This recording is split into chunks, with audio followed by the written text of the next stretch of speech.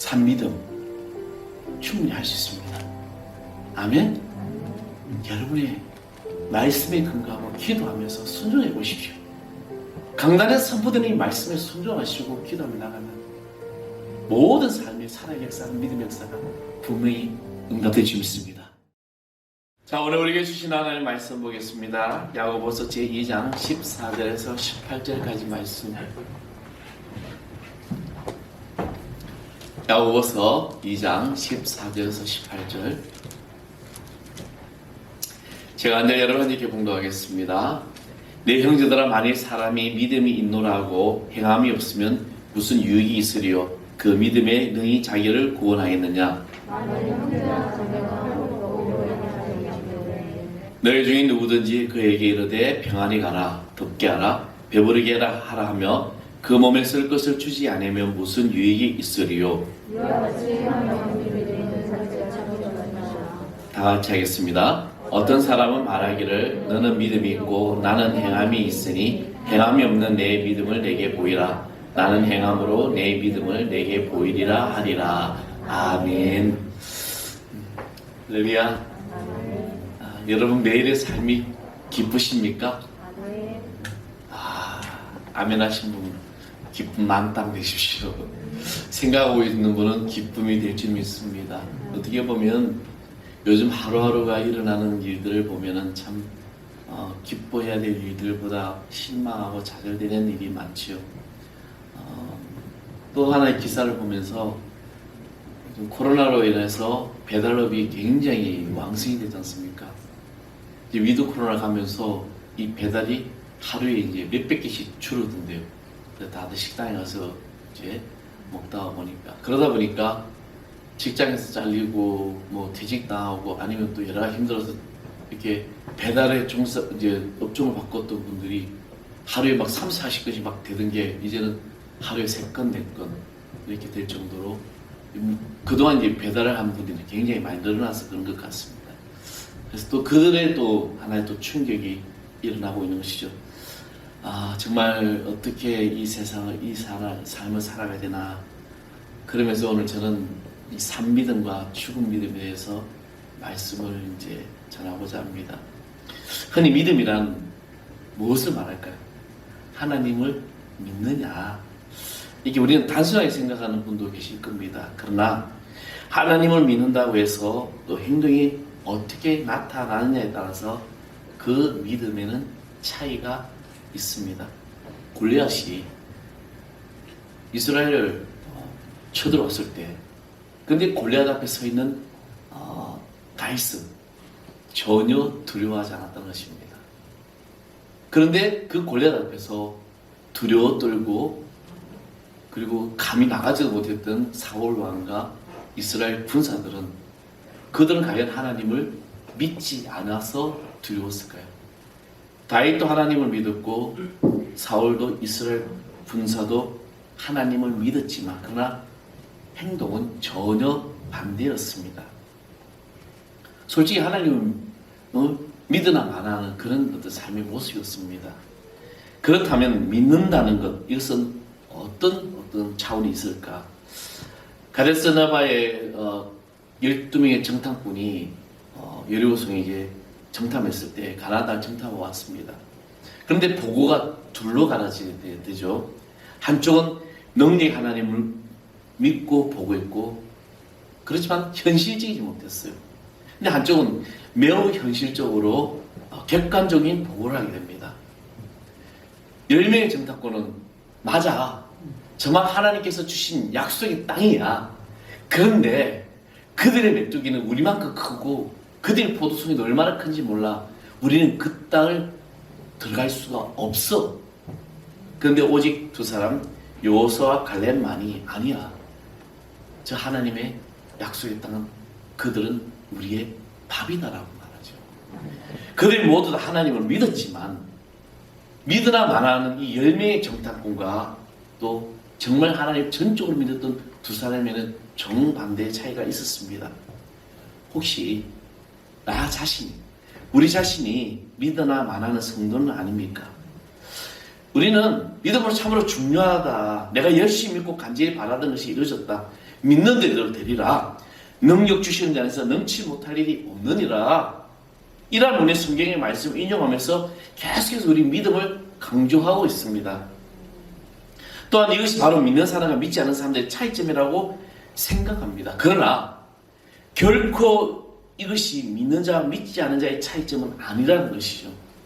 여러분, 이 세상을 살아갈 때 모든 사람을 믿음을 가지고 살아갑니다. 그렇잖아요. 모든 사람이 믿음을 가지고 살아갑니다. 그 누구도 믿음이 없이는 이 세상을 살아갈 수가 없습니다. 예를 들면 여러분 몸이 아프면 병원에 가게 되죠.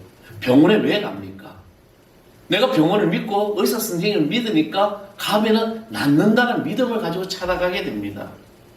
수술하면서 의사의 손길을 믿기에 물론 걱정이 되지만 그 믿기에 자기 자신의 몸을 맡겨버리게 되죠. 차를 타면서 운전기사분이 그를 믿는 거죠. 불안하면 어찌하면 어떻게 하면 어떻게 그 차를 탈 수 있어요. 물론 불안해서 차를 못 타는 분도 있더라고요. 전혀 그냥 못 타는 분들 계시더라고요. 1994년도에 성수대교가 무너졌습니다. 많은 사상자가 됐죠. 그런데 그 다음날 똑같이 영동대교, 잠실대교 다 사람들이 지나가더라는 겁니다. 불안하지만 이 다리는 무너질까? 그런 생각이 들지만 그래도 믿고 다 다니게 되죠. 왜? 믿기 때문에.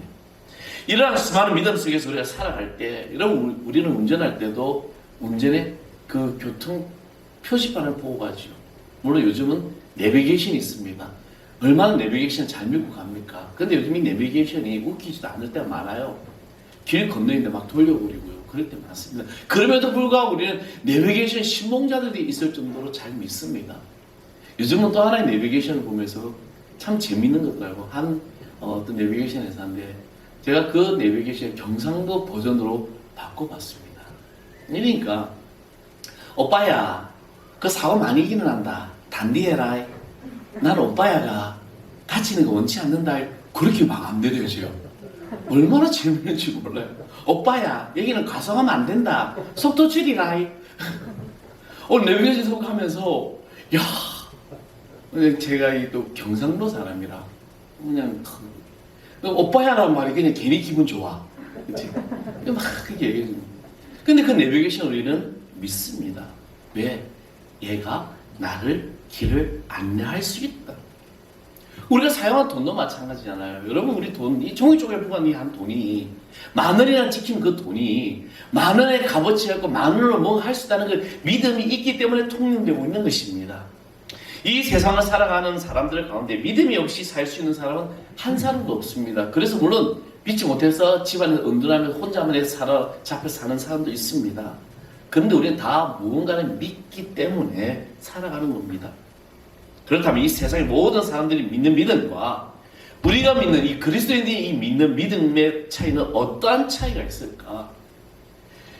우리들의 믿음에 대해서 야고보서 기자는 산믿음과 죽은 믿음에 대해서 이야기하고 있습니다. 산믿음이 있다고 하는 것은 죽은 믿음이 있다는 말씀입니다. 야고보 기자는 행함이 없는 믿음을 보고 그 자체가 죽은 것이다. 그렇다면 산믿음은 어떤 것일까? 바로 행함이 있는 믿음을 가지고 살아가는 것이 바로 산믿음이라고 말할 수 있습니다. 다시 말하면 말과 혀로만을 믿는다라고 말하는 것이 아니라 바로 행함과 진실함이 있는 것이 바로 그것이 살아있는 산믿음이라는 겁니다. 마태복음 14장에 보면 어둠캄캄한 풍랑이 있는 바다에 예수님이 무리를 걸어오시죠. 그때 예수님의 제자들은 유령이라고 막 두려워합니다. 막 율무 그렇잖아요. 여러분 캄캄한 풍랑이 있는데 누군가 걸어오면 안 무섭겠어요? 여러분 밤에 가서 배를 타봐요. 예전에 제주도를 배를 타고 목포항에서 밤 10시에 타고 왔습니다. 그냥 새벽 4시에 도착해요. 근데 그 밤바다에 보면 그 칠흑 같은 어두운 밤에 봐도 무서워요. 근데 누군가 걸어오니까 제자들이 두려워서 막 소리치니까 주님이 내니 안심하라. 두려워하지 말라고 말씀하죠. 근데 이때 막 정신을 수습한 베드로가 만일 주시거든 나를 명하사 무리를 오라 하소서라고 청하게 됩니다. 그때 예수님께서 뭐라고 합니까? 안 돼, 너 빠져. 아니에요. 주님은 오라. 내게로 오라고 말씀하죠. 그래서 베드로는 자기 겉을 던져버리고 물을 뛰쳐 들어갑니다. 몇 발자국 갔을까요? 몇 발자국 걸으면서 베드로의 심정이 어땠을까? 아, 나도 걸을 수 있구나. 정말 신기해. 정말 재미있어. 그러나 그 기분도 잠시 풍랑을 보고 바다를 보고 그만 물에 빠져들고 맙니다. 이 말씀 속에서 여러분, 베드로의 믿음이 어디에 있는 것일까? 믿음 그 자체는 바로 실상입니다. 실상이라는 것은 밑에서 받치는 받침대라는 거예요. 그러면 내가 믿었다고 해서 믿음 자체가 응답은 아니라는 겁니다. 믿음은 응답을 올려놓는 받침대입니다. 여러분, 이 강대상에, 이 강단에, 이 밑에 있는 이 강단, 이 바닥에 만약에 나무를 참 허술하게 요만한 나무로 세웠다면 이 강대상이나 아니면 뭐 여러 가지 직기를 올려놓을 수 없네요. 왜? 무너지고 있기 때문에. 이 꽃도 마찬가지입니다. 하단도 화분 받침대 정말 약하다면 이 화분은 넘어질 수밖에 없는 것입니다. 우리는 이 믿음이라는 이 받침대, 이것을 우리는 분명히 알고 있어야 되는 것입니다. 그렇다면 베드로의 믿음은 어디에 있는 것이다? 만일 주님이시거든 나를 명하사 무리로 오라 하소서라고 하는 이것이 믿음일까? 아니면 우리를 걷기위해서 배에서 내린 것이 믿음일까? 베드로의 믿음은 배에서 내리는 것이 믿음이었습니다. 베드로가 예수님께 부탁한 것은 믿음이 아니라 배에서 내려서 발을 한 발 한 발 발자국을 띄면서 나에게 오라는 것입니다. 이것이 믿음이에요. 그냥 배 안에서 있으면 우리는 이 믿음을, 이 역사를 볼 수가 없는데 걷어서 던져버리고 물에 뛰어가는 거, 이것이 믿음입니다. 비록 나중에는 풍랑을 보고 물에 빠져 주님께 책망하겠죠. 주님께서 배에 빠져가는 베드로를 붙들고 믿음이 적은 자요, 왜 의심하느냐. 사랑하는 성도 여러분, 내가 믿음의 행위를 했다면 그 믿음에 의심하지 마십시오. 오늘 우리가 주님의 날 예배를 드리고 주님 오늘 내 삶에 하나님의 놀라운 역사 나타난 걸 믿습니다라고 고백하고 막 했는데 나가면서 아이고 될라나, 우리가 그런 심정을 살아가고 있는 거죠. 믿음의 행위는 그 믿음에 대한 놀라운 결과가 나타나는 것입니다. 다른 제자들은 상상치도 못해요. 감히 그 배 밖을 뛰쳐나갈 생각도 못했지만 베드로는 뛰쳐나갔죠. 물론 우리의 믿음은 천과 나중에 같아야 합니다. 세상의 풍파를 보고 불신을 가져서는 안 된다는 것입니다. 고백하는 것이 믿음의 전부가 될 수는 아닙니다. 물론 고백도 필요하지만 그에 따르는 행함이 나타나야 한다는 것입니다. 순종함에 나타나야 합니다. 다시 말해서 우리의 믿음은 말만 가지고는 안 되고 행함이 있는 이 믿음이 있어야 한다는 것입니다. 한 여행자가 그런데 캐년에 가서 여행을 하고 있었어요. 그러다가 발을 잘못 헛들여가지고 막 떨어집니다. 떨어지다가 딱 잡은 게 나무가지를 잡아요. 이제 막 이것을 잡고 있는데 그래서 막 살려달라고 거기 누구 없냐고 막 소리치니까 그러자 어떤 음성이 들렸습니다. 내가 여기 있다. 주 너의 하나님이다. 당신이 계시니 정말 기쁩니다. 왜? 우리 하나님의 음성, 하나님 만나면 얼마나 모든 거 다 해결돼요. 그렇지요? 그렇죠? 아멘? 다 되잖아요. 그래서 이 사람이 구해주시겠지 하면서 그 전에 이제 하나의 음성이 묻습니다. 뭐라고 묻냐면 너는 나를 믿느냐? 주님, 제가 얼마나 착실하게 신앙생활을 하십니까? 매주 주일날 예배들을 가지고 새벽 기도를 가지고 또 성령도 읽지요. 매일 기도 시간도 가집니다. 헌금도 많이 냅니다. 주님이 다시 물어요. 아니, 내가 정말 나를 믿느냐는 거야. 제가 얼마나 당신을 믿는지 모르실 거예요. 저는 당신을 믿어요. 그렇다면 정말 나를 믿는다면 그 나무가지에 손을 놓아라. 네? 그렇지만 주님 이걸 잡으면 내가 죽는데요. 정말 나를 믿는다면 그 나무가지에 손을 놓아라 했는데 한참을 생각한 이 사람, 이 나그네, 이 여행객이 뭐라냐면 그게 하나님 말고 다른 누구 없어. 나를 좀 구해주시라고 소리치더라는 거죠. 우리가 이런 믿음 생활한다는 겁니다. 내 입술은 믿습니다. 하나님 나 정말 잘 믿어요. 열심히 믿었지만 그러나 정말 참된 그 마지막 행위에서 나의 믿음의 행위는 안 나타나는 것입니다. 산믿음은 베드로가 배에서 내려 바다를 향하여 가는 것이고 나무가지에서 손을 넣는 것이 바로 우리의 살아있는 믿음이라는 겁니다. 내가 움켜쥐고 있는 게 무엇입니까? 지금 내가 하나님 말고 예수님 말고 성령님 말고 다른 것을 움켜쥐고 있다면 이것은 우리는 이 움켜짐을 내려놓아야 돼요. 주님이 명하시면 놓아야 한다는 것입니다. 우리는 믿음에 대해서 얘기할 때 항상 등장하는 사람이 있죠. 아브라함입니다. 아브라함이 100세의 아들을 얻습니다. 얼마나 귀할까요? 그치요? 100세의 아들을 낳았어요. 독자입니다. 근데 하나님 어느 날 아브라함에게 뭐라고 했냐면 아브라함아 내 독자 이삭을 내게 바치라는 거죠. 그것도 산도 지명이죠. 모리아 산으로. 아브라함이 사는 곳에서 모리아 산까지 3일 길을 가야 되는데 여러분 생각해 보십시오. 이 3일 길을 걸어가는 동안 아브라함의 마음이 어떨까요? 아마 저라면은 차라리 주지를 말든지 100세트 겨우 아들 하나 주라고 저것도 바치라고 하네. 저는 그 심정이 뭐 성경에 안 나와 있습니다. 어디 가서 또 우리 목사님이 그렇게 이야기했다고 성경에 또 이야기하지 마시고 그런 심정이 있거든요. 근데 넉넉히 가는 도중에 이삭이 묻잖아요.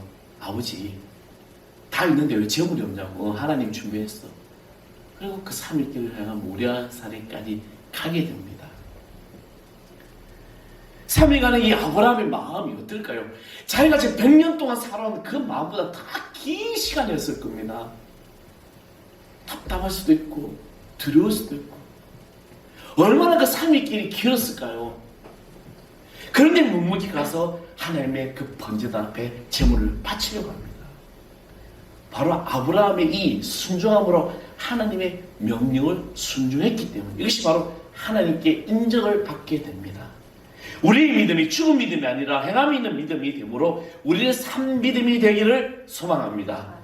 야고보 사도는 아주 충격적인 말을 하게 되죠. 어떤 말을 하게 됩니까? 19절의 말씀에 보면 우리가 읽진 않는데 내가 하나님은 한 분이시줄 믿느냐 잘하는도다 귀신들도 믿고 떠느니라. 여러분 귀신들도 믿고 떴는데요. 귀신이 적어도 이 무신론자들보다 저 세상의 사람들 하나님이 없다라고 부인하는 자들보다 더 믿음이 있는 것이죠. 그러나 귀신의 믿음 행동을 나타날 때 어떻습니까? 하나님을 믿고 뜬다고 되어 있습니다. 우리는 죽은 믿음을 붙잡고 살아서는 안 될 것이고 산 믿음을 붙잡고 살아야 할 줄 믿습니다. 산 믿음은 반드시 그의 생활을 변화시키기 때문입니다. 오늘 저 여러분이 걱정과 근심과 두려움에 살아간다면 내 안에 살아있는 믿음의 산 증인이 되었다면 우리의 믿음은 모든 염려, 걱정, 근심, 두려움은 다 사라지고 내 삶을 변화시킨다는 겁니다. 하나님께서 아브라함을 사랑하신 것은 그의 생활이 윤리적이고 성실하고 정직하고 선한 일을 많이 했기 때문에 사랑하지 않았어요. 하나님께서는 그의 믿음을 하나님께서는 아브라함을 택하신 이유가 아브라함이 하나님을 완전히 믿었기 때문이고 그가 믿음대로 살았기 때문에 하나님은 아브라함을 믿음의 아비로 세웠던 겁니다. 아브라함아 너는 모든 것을 떠나 내가 지시할 곳으로 가라. 창세기 12장에 하나님께서 아브라함을 부르셨을 때 아브라함은 갈 바를 알지 못하고 갔다고 되어 있습니다. 어디를 가라고 지시하지도 않았어요. 그런데 보따리싸도 가는 거예요. 아브라함아 저 별을 보아라. 저 별의 모래 저 밭 해변가의 모래를 보아라. 내 후손이 저렇게 클 거다 했을 때 그 믿음을 보았습니다. 그대로 믿어요. 이삭을 바치러 갈 때도 그는 순종했습니다. 하나님을 믿었기 때문에. 기생 라합이 그는 창녀했지만 그는 여리고성에 오직 그와 그 가족만을 구원을 받습니다. 그것은 그녀만이 하나님에 대한 믿음을 분명히 가지고 그 믿음에 의하여 정탐꾼을 숨겨준 행동 때문이었습니다. 그렇다면 어떻게 하면 우리는 이 산 믿음을 붙잡고 살아갈 수 있을까? 여러분 그리스도인으로서 나는 산 믿음의 사람인가? 먼저 말씀에 근거한 믿음을 가져야 됩니다. 산 믿음은 여러분 신념과 달라요. 신념. 어떤 사람 믿음하고 신념하고 같이 보는 경우는 아닙니다. 나폴레옹은 대단히 신념의 사람이었습니다. 그는 뭐라고 했죠? 나의 사제에 불가능한 게 없다. 지금. 얼마나 그는 그 신념에 사로잡혀서 정말 전 유럽을 다 정복하게 되죠. 누가 그렇게 말할 수 있어요? 아무나 그렇게 말 못합니다. 그러나 그는 세인트 헬레나 교도소에서 52세의 나이로 철학에 죽어갑니다. 믿음은 기분과도 다릅니다. 오직 말씀에 근거한 믿음이 바로 산 믿음이 되는 것입니다. 그래서 로마서 10장 17절에 믿음은 들으면서 나고 들음은 그리스도의 말씀으로 말미암느니라 이렇게 말씀하고 있는 거죠. 여러분 왜 이 자리에 나와 있습니까? 하나님의 말씀을 듣고 내 믿음의 삶을 변화시키기 위한 것입니다. 복음의 비밀은 구원의 확신과 용서, 하나님의 사랑, 성령의 임재된 모든 기도의 응답과 하나님의 인도하심 등 모든 중요한 영적 세계의 축복이 오직 말씀에 있다는 것이죠. 아멘? 그래서 오늘 여러분 말씀을 늘 묵상하며 살아가는 거죠. 아침마다 큐티하고 아침마다 말씀 보고 아침마다 어떤 하나님께 묵상하는 모든 것들이 바로 그 말씀에 의해 나의 산 믿음의 증인이기 때문입니다. 믿음이 있으면 어떠한 상황 속에서도 이길 수 있습니다. 스데반 집사는 돌에 맞아 죽는 순간에도 아버지여 저들의 죄를 용서하여 주옵소서 하면서 얼굴이 천사같이 바뀌더라는 것이죠. 오늘 사랑하는 성도 여러분, 여러분이 말씀에 근거한 믿음의 산 증인들이 되기를 간절히 축원하였습니다. 그리고 또 하나는 기도가 뒷받침이 되어야 하는 믿음을 가져야 합니다. 자, 산 믿음을 가지려면 기도를 해야 합니다. 우리의 삶이 곧 영적 싸움이에요. 그렇죠? 우리는 끊임없이 우리를 무너뜨리는 사단의 역사, 우리를 끝까지 붙잡으신 성령의 역사를 알고 있다면 우리는 기도하지 않을 수가 없는 거예요. 그래서 매일 아침 우리가 눈을 뜨고 매일 모든 순간순간마다 내가 기도하며 나가는 이유가 나의 이 모든 영적 싸움에서 내가 늘 이기기 위해서 우리가 늘 기도하는 겁니다. 우리 마음에 격동을 잘 분별해야 돼요. 기도도 안 되고 말씀 묵상도 안 되면 어떤 말이라도 어떤 일에도 실족하기 마련입니다. 사랑하는 성도 여러분, 여러분의 생활에 성령의 9가지 열매는 맺히고 있습니까? 사랑과 희락과 화평과 오래 참음과 자비와 양성과 충성과 온유라는 이 9가지 열매가 나의 삶에 지금 나타나고 있느냐는 겁니다. 그러기 위해서 우리는 계속해서 기도해야 합니다. 우리가 모든 일에 이 원칙을 지키면 반드시 여러분 승리할 줄 믿습니다.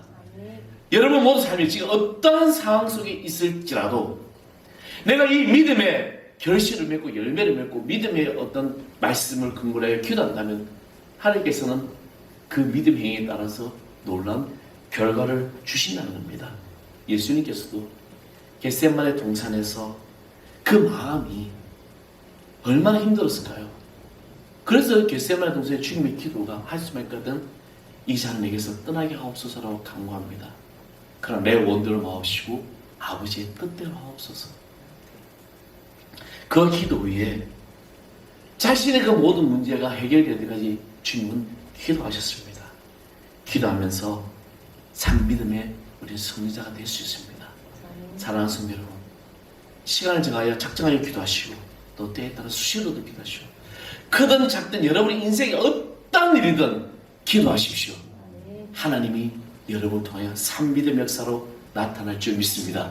그리고 또 하나는 순종이 곧 행함을 알게 됩니다. 자, 15절과 16절 말씀에 보면 만일 형제나 자매가 헐벗고 이러한 양식이 없는데 너희 중에 누구든지 그에게 이르러 평안히 가라, 덥게 하라, 배부르게 하라면 그 몸에 쏠 것을 주지 않으면 무슨 유익이 있으리요. 이 말씀은 형제가 지금 춥고 배고프고 지금 그걸 떨고 있는데 그래 너 춥게 하지 말고 따뜻하게 하고 잘 가. 그건 아니라는 거죠. 그 사람이 무엇이 필요한지, 내 형제가 왜 헐벗었는지, 왜 아파하는지, 우리 가족 중에, 우리 이웃 중에 누군가가 상처받고 힘들어하고 어려워하고 나면 거기에 손 내밀면 그 어려움을 같이 나누고 함께 공유하면서 또 줄 수 있는 그런 행함이 있는 이 믿음을 지금 말씀하고 있는 겁니다. 그래서 야고보 사도는 아무리 믿음이 있어도 실제로 믿음으로 살지 못하면 아무 유익이 없다라고 말씀하고 있습니다. 그래서 행함으로 믿음을 보이라고 18절에 말씀하고 있는 거죠. 그러므로 성령의 감동으로 십자가를 질 일이 생길 때 용서하고 사랑해야 할 때입니다. 기도와 기뻐하고 우리가 감사해야 될 때이고 헌신하고 순종해야 할 때임을 기억하십시오. 믿음의 결론은 성령님께 순종하는 겁니다. 그 이상도 거예요. 이하도 아니에요. 예수님은 만왕의 왕이십니다. 아버지, 우리 모두 성도의 고백이죠. 근데 이것이 유대교 지도자들과 헤롯 왕, 그들이 예수님을 십자가에 못 박은 이유가 이겁니다. 로마가 기독교인을 압제한 이유가 이거예요. 일본의 그 모든 총칼이 기독교를 핍박한 이유가 이것이고, 공산당이 기독교를 박해한 이유가 이겁니다. 주님은 나의 왕이시고 만왕의 왕이시라는 겁니다. 믿지 않는 남편이, 부모가 친척이, 직장 상사, 동료들이 성도들을 핍박하고 오해하고 따돌 이유가 바로 예수님이 만왕의 왕이시기 때문입니다. 이것이 참된 진리입니다. 다니엘이 바벨론의 느부갓네살 왕에게 말했습니다. 하나님이 다스릴 줄 왕이 깨달은 후에야 왕의 나라가 견고하리다. 느부갓네살 왕이 이 말을 듣고 웃어 넘겨버리죠. 그리고 그는 망하고 말았습니다. 돌아오는 18일 이제 대학 수학능 시험을 보게 되는데, 여러분 입시를 앞둔 자녀들은 부모의 마음은 어떨까요? 우리 교회는 없지만 그래도 얼마나 그 마음들이 애처로울까요? 어떻게 해서든 자녀들을 더 공부시켜서 상급학교에 진학시키려고 애쓸 겁니다. 좋은 학교, 좋은 과, 잘 나가는 과. 그러나 자녀 교육 때문에 고민하는 부모들은 당대 최고의 환경에서 최고의 학문을 받았던 모세를 보십시오. 하나님께서는 그를 외면하셨고 사실은 마음 깊이 우리는 새기고 있어야 돼요. 그런 모세가 미디안 광야에서 무려 40년 동안 양치는 목자로 철저하게 낮추어졌을 때 하나님의 부르심을 받아서 이스라엘 민족을 해방하는 사명을 감당하게 됩니다. 하나님께서 모세를 기다리시던 것이 무엇일까? 모세가 언제 자기 자신을 의지하지 않고 하나님만을 의지할 수 있느냐. 사랑하는 성도 여러분, 우리의 삶이, 우리의 자녀들이 누구를 의지해야 되냐? 요즘 아빠 찬스, 엄마 찬스 있는 이야기가 가끔씩 들리는데, 부모 찬스, 그죠? 그건 중요하지 않아요. 우리가 하나님 찬스를 가십시오. 하나님 찬스는 프리티켓입니다. 그냥 막 쏟아져요. 내가 믿고 행하면 그냥 주시는 거죠. 근데 우리는 너무나도 우리의 자녀들 너무나도 부모를 의지하고 부모에게 아니에요. 우리의 자녀들 진정한 그 믿음의 신앙 교육에 나갈 때 하나님께서는 우리를 놀랍게 역사하여 주시고 있습니다. 사랑하는 성도 여러분, 여러분 행복을 원하십니까? 두 군데를 증명해 보십시오. 가정과 교회에서 예수님께 온전히 순종하며 행복하지 않을 수가 없습니다. 한번 점검해 보십시오. 내가 내 삶이 지금 행복한지, 여러분의 가정에서, 우리가 섬긴 이 교회에서 내가 어떻게 지금 살아가고 있는지. 한 청년이 마약 중독에 치료를 받았으나 아무런 치료 효과가 없었습니다. 병원을 가고 유명하다는 어떤 정신과 의사가 찾아가고 다 했는데 치료가 안 돼요. 감금되게 되는데. 그런데 마지막으로 목사님이 찾아와서 상담을 하다가 이 청년이, 그 청년의 마음에 부모에 대한 그 깊은 곳에 쓴뿌리가 있다는 거죠. 그래서 이 목사님 청년에게 묻습니다. 당신의 부모를 용서하셨습니다. 근데 청년이 대답을 못해요. 도저히 용서 안 되는 거죠. 근데 목사님이 그 마음을 만지고, 성령님 그 마음을 만지고, 이 청년이 자기 자신의 그 부모를 용서하기 시작하니까 마약 끊어지고 몸이 회복되더라는 거죠. 한 부모가 있었어요. 남편이 은혜를 받고 신앙 교회에서 열심히 하다 보니까 아내가 시험이더라. 보통 바뀌지 않습니까? 아내가 열심히 다녀서 남편이 막 핍박하는데 이 집은 바뀐 거예요. 남편이 은혜를 받고 정말 신앙에서 열심히 해요. 그래서 이 아내가 당신이 계속해서 교회 생활 열심히 하면 내가 이혼하자고, 남편에게 이제 재산을 나누자고 요구했습니다. 근데 남편은 당신은 좋은 나의 아내요. 만약 당신이 나를 떠난다면 나는 큰 어려움을 겪을 것 같아요. 그래도 나를 떠난다면 내 모든 재산을 당신이 다 가져가시오. 집도 가져가고 가구도 가져가고 물건도 가져가고 통장도 가져가고 다 가져가시오. 근데 아내가 그럼 당신이 원하는 게 무엇이냐고 묻습니다. 내가 원하는 건 오직 당신밖에 없어. 그러나 당신이 나를 떠나겠다면 불편 없이 편하게 떠나게 하고 싶소. 이 이야기를 들은 아내가 당신이 이겼습니다. 당신의 그 마음이 정말 그 마음을 내가 버리고 갈 수가 없습니다. 당신이 믿는 하나님, 나도 행동 있는 믿음이 나타나죠. 오늘 예배드리러 와서 예배 가운데 막 은혜 받고 했다고 나가서 저 세상 사람들 나가서 세상에 똑같이 세상 사람들을 한다는 것 자체가 우리는 산 믿음을 살아가는 것이 아니라는 겁니다. 교회 안에서도 헌신하고 결단하고 봉사하고 그렇죠? 교회 안에서도 왜 살아있는 믿음. 일주일 만에 우리 성도들 만나면 얼마나 반갑습니까? 저는 주일날이면은 항상 기대합니다. 항상 아침부터 새벽부터 쭉 새벽에 내려와 성전에서 기도하면서 그리고 한 사람 한 사람 성도들도 기도하면서 얼굴 떠오른다. 특히 어느 날 누군가 더 기도 더 될 때도 있고 그래서 저 오늘 문 앞에 서 있다 밖에 나가 있다. 요즘 우리 교회에 제일 먼저는 우리 어린 두 교회들이죠. 얼마나 방문한지 몰라요. 아침 교회가 생동감이 있는 거죠. 산 믿음 충분히 할 수 있습니다. 아멘. 여러분의 말씀에 근거하고 기도하면서 순종해 보십시오. 강단에서 선포되는 이 말씀에 순종하시고 기도하며 나가면 모든 삶의 살아의 역사는 믿음의 역사가 분명히 응답될 줄 믿습니다. 우리 찬양해 보겠습니다. 세상은 들리고 세상은 들리고 사람들은 변하여도 나는 주를 섬기리. 주님의 사랑은 영원히 변하지 않네. 나는 주를 신뢰해. 오직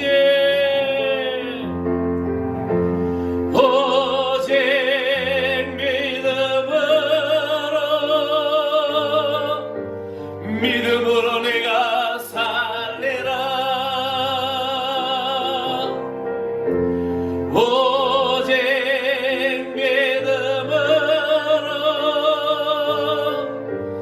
믿음으로 내가 살리라. 믿음 흔들리고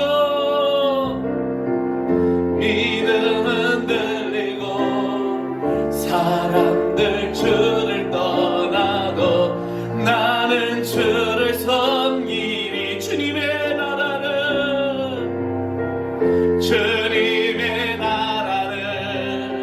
영원히 쇠하지 않네.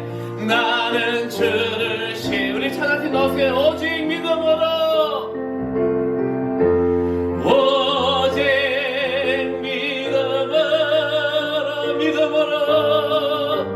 믿음으로 내가 살리라. 오직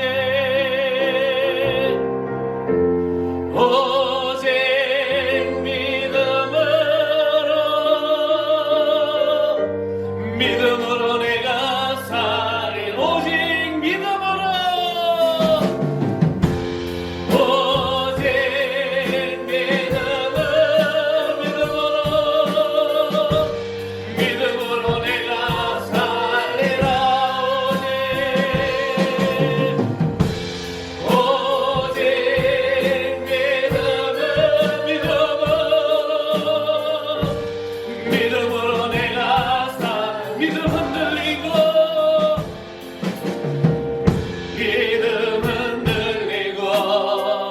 사람들 주를 떠나도 나는 주를 주님의 나라는 영원히 주님의 나라는 영원히 쇠하지 않네. 나는 주를 오직 믿음으로 오직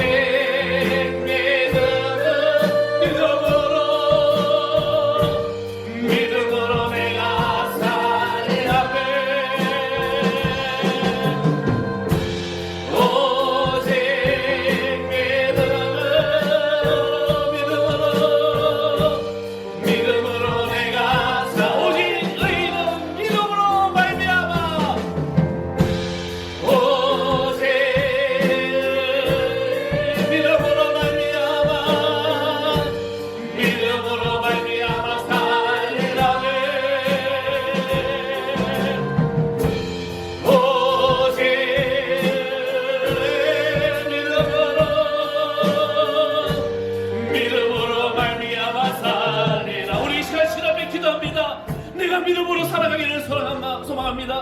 내가 살아있는 산 믿음의 사람이 되게 해주시고 하나님의 귀한 자녀 되게 해주시고 내가 행함 믿는 믿음의 참 주인공이 되게 해달라고 우리 주님 앞에 통성을 기도하겠습니다. 기도합니다. 아버지 하나님 저희들을 살면하시고 주님께서 저희들 인도하심을 감사합니다. 우리가 살아있는 믿음의 주인공 되게 하여 주시옵소서. 믿음의 역사에 이르러 하나님의 자녀들 되게 하여 주시옵소서. 그래야 되어지는 모든 일의 축복의 공모가 되게 하여 주시옵소서. 아버지 하나님 그 안에 의심이 떠나가고 걱정과 염려가 떠나가고 아버지 주님이 주신 믿음을 가지고 꿈을 가지고 믿음의 역사를 이루게 하여 주시옵소서. 오 하나님 함께 맺습니다. 주여 인도하여 주시옵소서. 주님 붙들어 주시옵소서. 붙들어 주시옵소서. 주님 함께 해주시옵소서. 오 하나님 감사합니다.